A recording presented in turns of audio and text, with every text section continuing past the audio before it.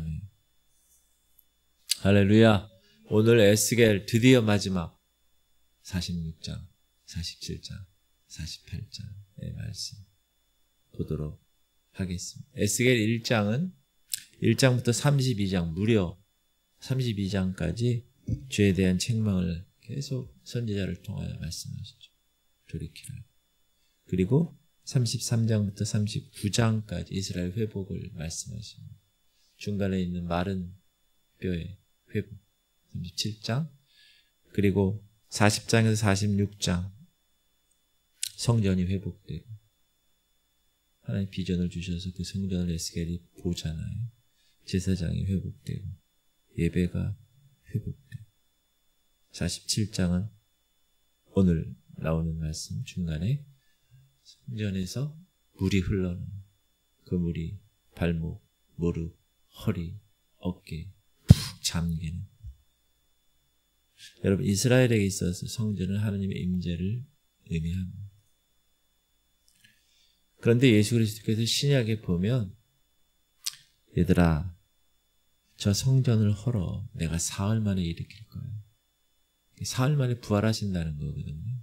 육체가 죽고 사흘 만에 부활합니다. 그랬더니 그들이 뭐라 그러지? 야, 46년 동안 지었어. 어떻게 3일 만에 네가 성전을 헐면 다시 새롭게 지어? 그렇게 얘기해요. 거기 뭐라고 나오느냐? 예수께서는 자기 육체를, 성전된 자기 육체를 가리켜 말씀하십니다. 그러니까 예수님 자체가 성전이십니다. 예수님을 모셨기 때문에 우리는 이 안에 성전이 있는 거예요. 네 몸이 거룩한 성전인지 네가 알지 못하는 거예요. 그래서 성전의 중요성. 성전이 왜 중요해요? 하나님의 임재. 성전, 그러면 하나님의 임재. 여기 들어올 때마다 하나님의 임재. 가시적인 성전이죠. 또 여러분 안에 보이지 않는 성전.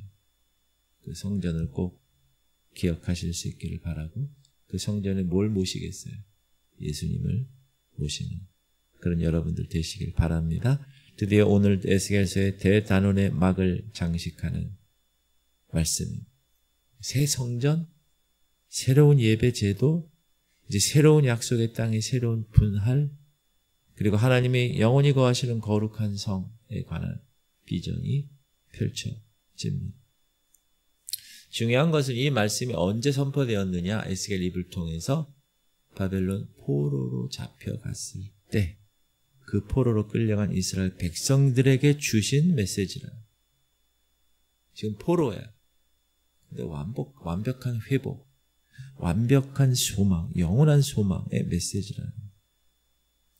하나님이 계획하신 그 완전하고 영광스러운 미래에 대한 약속. 여러분, 우리에게도 동일하게 저 천국 영원한 기업과 소망을 하나님이 가치를 깨닫게 하셔서 그 천국을 소유하기 위해서 여러분 모든 것을 걸고 나아가는 그런 은혜의 시간이 되시기를 주님의 이름으로 축복합니다. 여기 보면 46장에 보면 새로운 예배제도, 새로운 예배제도 보면은 군주라고 나오는데 왕자죠. 왕자, 프린스. 이 왕자, 왕의 백성, 또 왕의 역할, 질서, 백성의 역할, 질서, 이런 것들을 세밀하게 다룹니다. 특별히 안뜰 동쪽 문이 열리고 닫히고에 대한 개방과 폐쇄에 대한 규정이 나오죠. 1절 시작. 주 여호와께서 이같이 말씀하셨느니라. 안뜰 동쪽을 향한 문은 일하는 엿새 동안에는 닫되 안식일에는 열며 초하루에도 열고. 하나님께서 정하신 거룩한 시간의 중요성. 하나님은 안식일 하나님을 위해서 구별되어서 그 시간을, 그 날을 지키라 말씀하시잖아요. 안식일은 하나님의 것, 초하루도 마찬가지예요. 초태색은 다 하나님 것. 그래서 그렇게 거룩함을 나타내고 그 안식일과 초하루에만 동쪽 문이 열리는 거예요. 나머지는 닫혀 있어요. 그리고 아까도 얘기했지만 프린스, 군주, 왕의 예배 방식도 구체적으로 규정되죠. 2절 군주는 바깥문 현관을 통하여 들어와서 문벽 곁에 서고 제사장은 그를 위하여 번제와 감사제를 드릴 것이요 군주는 문 통로에서 예배한 후에 밖으로 나가고 그 문은 저녁까지 닫지 말 것입니다. 왕조차도 군주조차도 프린스 왕자조차도 하나님 앞에서는 겸손히 경배해야 돼요. 하나님 앞에서는 정해진 절차에 따라서 하나님께 나와야 돼. 무슨 말이에요? 왕자든 백성이든 모든 사람이 다 하나님 앞에서 평등한 거야. 누구도 하나님 앞에서는 그 거룩함 앞에서는 교만할 수가 없어. 왕이더라도 왕자더라도. 그리고 백성들에 대한 예배에 대한 규정도 있죠. 9절 그러나 모든 정한 절기에 이 땅 백성이 여호와 앞에 나올 때에는 북문으로 들어와서 경배하는 자는 남문으로 나가고 남문으로 들어오는 자는 북문으로 나갈지라. 들어온 문으로 돌아 나가지 말고 그 몸이 앞으로 향한 대로 나가라. 질서를 얘기하시죠. 질서. 예배에 대한 거룩함과 예배에 대한 질서를 유지하기 위한 하나님의 지혜입니다. 여러분 예배는 그냥 대충 막 후다다닥 막 이렇게 질서 없이 예배 드리는 게 아니라 질서 있게, 그렇죠? 시간을 정하고 들어와서 하나님을 향하여서 마음을 그렇게 질서에 대한 이야기를 하시고, 그 다음에 왕, 프린스, 군주, 기업에 대한 중요한 원칙 16절 시작. 주 여호와께서 이같이 말씀하셨느니라. 군주가 만일 한 아들에게 선물을 준즉 그의 기업이 되어 그 자손에게 속하느니 이는 그 기업을 이어받음이오니와. 17절 군주가 만일 그 기업을 한 종에게 선물로 준즉 그 종에게 속하여 희년까지 이르고 그 후에는 군주에게로 돌아갈 것이니 군주의 기업은 그 아들이 이어받을 것이니. 이 하나님이 정하신 질서죠. 원래 기업은 혈통을 통해서 영구히 정해지지. 그렇죠? 그 아버지의 그 아들 쫙. 그런데 은혜로 받은 종 같은 경우, 그럼 희년에 원래 주인에게로 돌아가야 합니다. 이게 하나님이 정하신 질서입니다. 그래서 희년, jubilant, 희년. 그때 되면 안식년이 7번 있는 77에 49, 그 다음에 50년째 되는 희년. 희년에는 모든 종들을 다 원위치시켜줘야 되죠. 이게 하나님의 질서고 하나님의 공의입니다. 그리고 드디어 47장 성전에서 흘러나오는 생명의 강. 여러분 이거는 설교를 많이 들었을 거예요. 부흥강사 목사님을 통해서 혹은 여러 목사님을 통해서.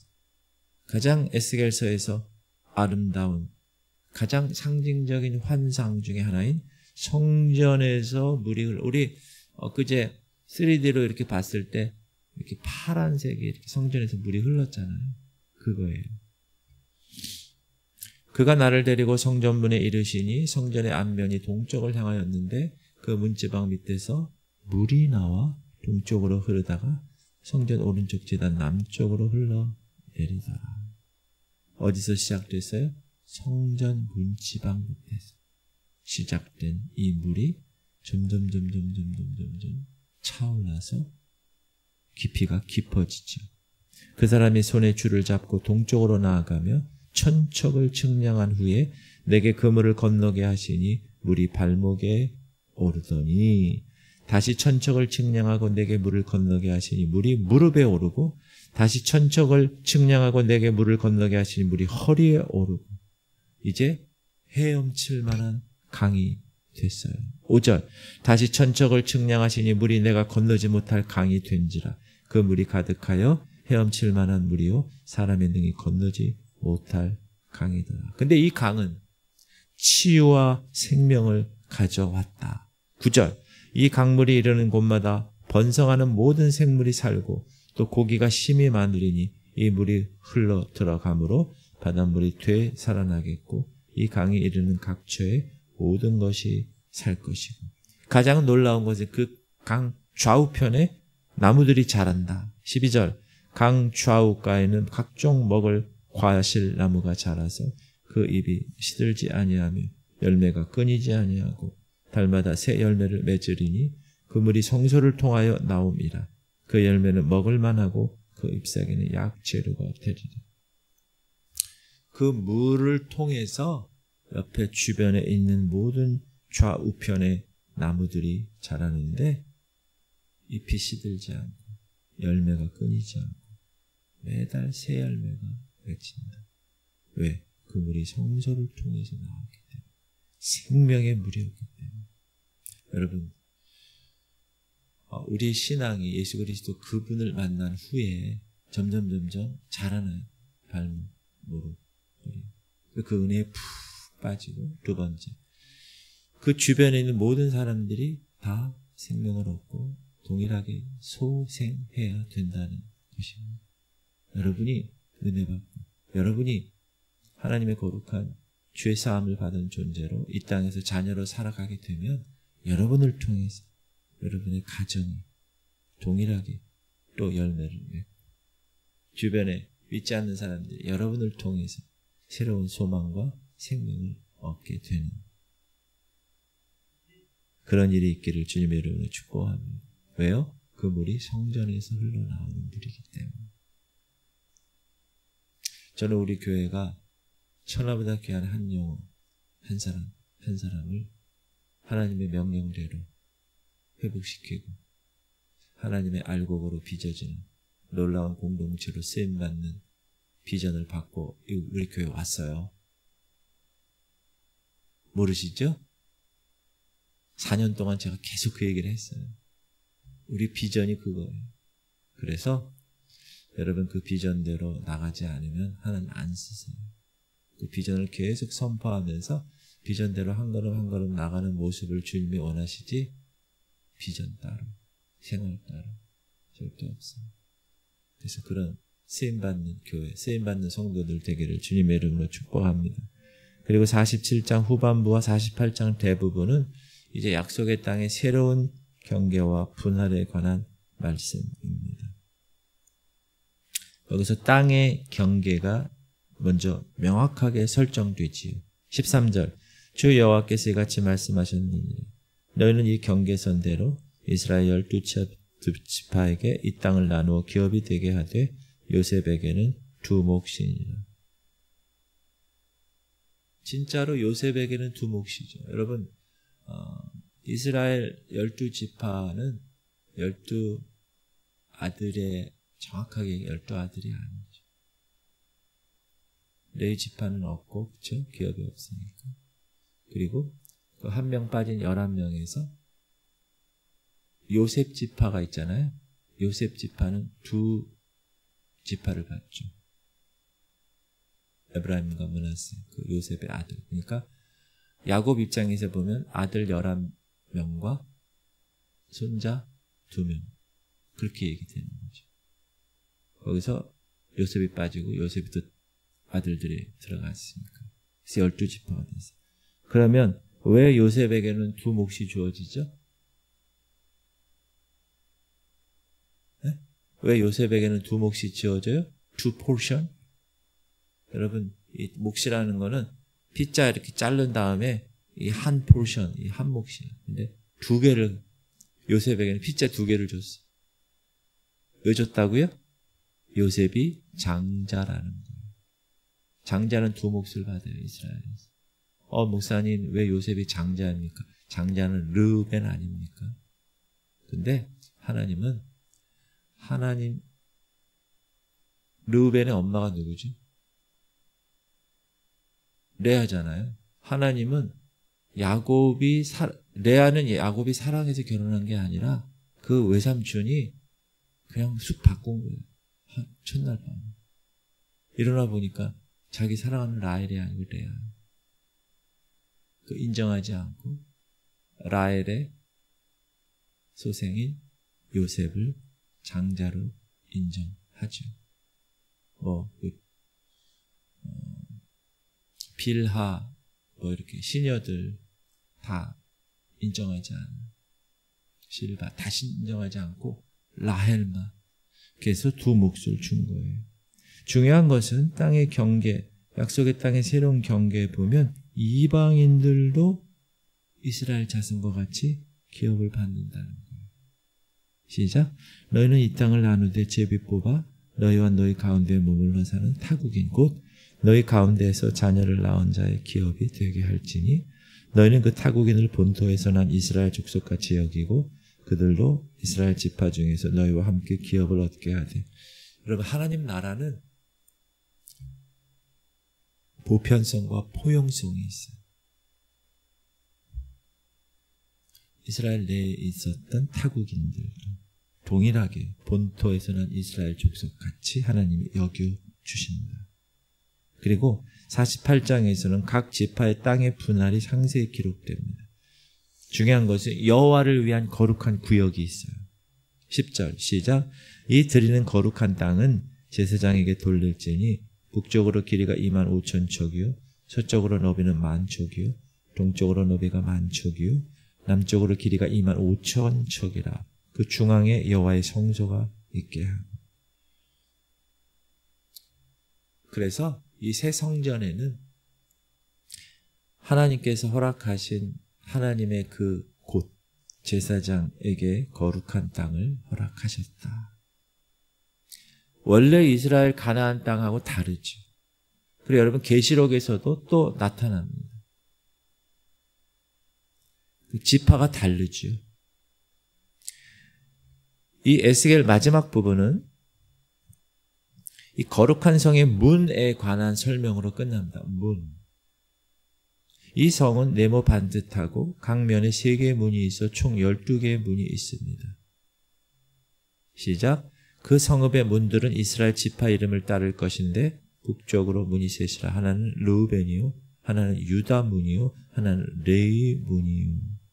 각 방향의 문들이 지파 이름으로 명명이 되는데 북쪽이고 동쪽은 요셉, 베냐민, 단, 남쪽은 시므온, 이사갈, 스불러, 서쪽에는 갓, 아셀, 납달. 그리고 마지막으로 이 성의 이름이 선포됩니다. 시작. 그 사방의 합계는 18,000척이라. 그날 후로는 그 성읍의 이름을 여호와 삼마라 하리라. 여호와 삼마의 뜻은 여호와께서 거기 계시다. 이게 이 에스겔서 전체의 결론입니다. 하나님은 하나님의 백성과 영원히 함께 계십니다. 거하십니다. 할렐루야. 약속의 완성. 신약에도 예수님이 하늘나라로 올라가시면서 너희는 모든 족속으로 제자를 삼아 아버지와 아들과 성령의 이름으로 세례를 주고 내가 내게 명령한 모든 것을 가르쳐 지키게 하라. 그리고 나서 세상 끝날까지 너희와 항상 함께 있으리라. 당신의 백성들과 영원히 함께 거하신다. 에스겔서의 마지막 결론 여호와 삼마. 복음서에서 예수님이 승천하면서 마지막 결론 여호와 삼마. 함께.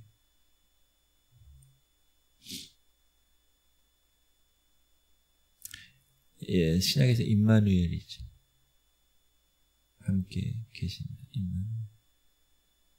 자, 몇 가지 우리가 교훈을 받겠습니다. 이 왕과 백성의 예배 질서, 이거는 하나님 앞에서 지켜야 할 겸손이에요. 질서, 중요하다. 아무리 높은 지위에 있어도 하나님 앞에서는 다 겸손해야 합니다. 우리 신앙과 우리 예배 생활에도 하나님이 기뻐하시는 질서와 겸손이 필요하다라는 것.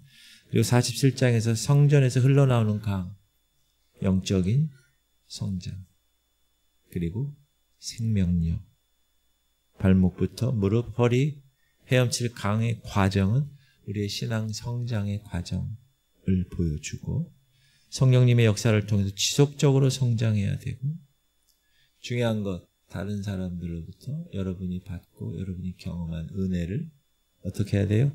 흘려보내야 합니다. 재정도 흘려보내시고 은혜도 흘려보내시고 영적인 놀라운 권위들이 흘려보내져야 됩니다. 그게 하나님 나라의 원리. 갖고만 있으면 막힙니다. 제가 약수터 말씀드리죠. 약수터 퍼내지 않으면 막힙니다. 계속 퍼내서 흘려보내야 됩니다. 그래야 새로운 약수가 콜콜콜콜. 그게 생명입니다. 그리고 강 좌우편에 나무들이 매달 새 열매를 맺고 그 잎사귀가 치료에 쓰였다. 하나님 나라의 치유 사역, 회복 사역을 보여줍니다. 여러분, 예수님을 통해서 여러분이 받은 치유, 여러분이 경험한 회복, 다른 사람들과 나눠야 합니다. 그리고 이방인들도 이스라엘 자손과 같이 기업을 받는 놀라운 하나님 나라의 포용성. 하나님 나라는 민족이나 신분이나 흑인이나 백인이나 저 사람이나 이 사람이나 가난한 사람이나 부유한 사람, 배운 사람이나 못 배운 사람, 신분의 차별이 없고 민족의 차별이 없다. 모든 사람이 다 하나님의 은혜로 구원받는다. 그리고 마지막 여호와 삼마, 그 성의 이름. 하나님께서 당신의 백성과 영원히 함께 거하신다. 임마누엘. 성령을 통해서 영원히 여러분 주님과 함께 거하시는 그런 완전한 회복, 영광스러운 미래, 천국,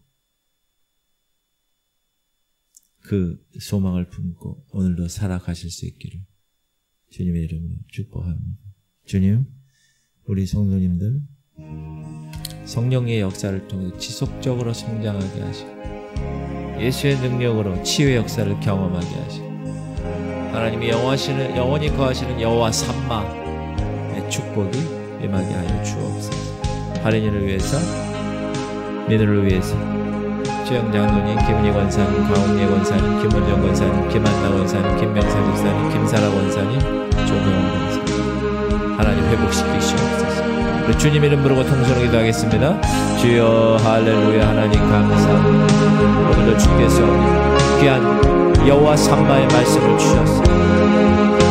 에스겔서 마지막 결론, 하나님이 하나님 백성과 영원히 거할 것이 소망과 영원한 약속을 허락하신 주님, 오늘도 이 새벽 용사들에게 하나님의 거룩한 이 여호와 삼마의 약속을 허락하시옵소서. 하나님, 성전에서 흘러나오는 물이 발목과 무릎과 허리와 깊이 잠기게 되었습니다. 하나님, 우리의 신앙이 점점 성장하고 그 성장한 모든 것들이 다 계대되게 하시고 흘려나가게 하여 주옵소서. 예수의 능력으로 치유의 역사를 경험하고 기적이 경험되고 성도들 삶 가운데 하나님의 놀라운 일들이 일어나게 하여 주옵소서. 오늘도 새벽 용사들의 삶을 붙들어 주옵소서.